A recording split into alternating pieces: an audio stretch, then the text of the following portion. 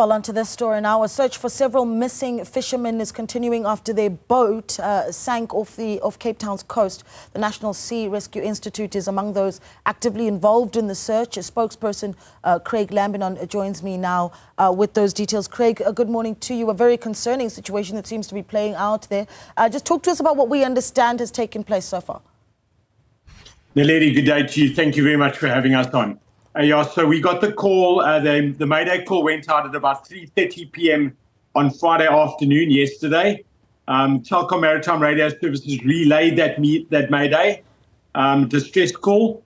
Quite a large number of fishing vessels diverted immediately to the search area, started a search. NSRI's Hart Bay and NSRI Table Bay volunteers immediately launched 3 rescue craft.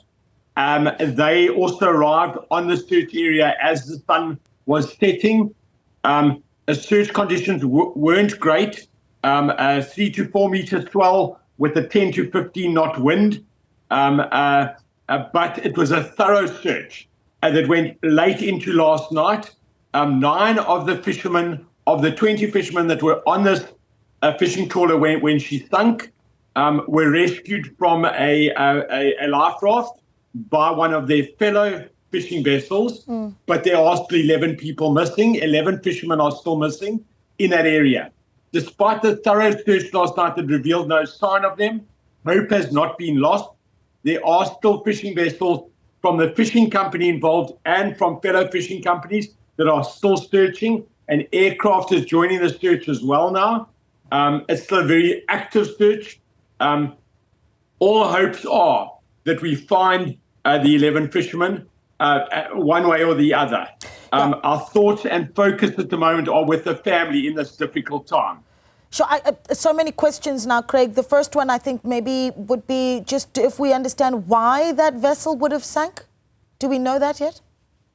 Yeah, so that we're not going to speculate at this stage. A formal investigation will be held not only by the fishing company itself, South African Maritime Safety Authority, obviously commendable. The fellow fishing vessel that rescued those 9 fishermen from their life raft, and then everyone involved. The Maritime Rescue Coordination Centre coordinating this massive rescue operation in cooperation. Telkom Maritime Radio Services with their communications, VHF communications, that have been absolutely superb.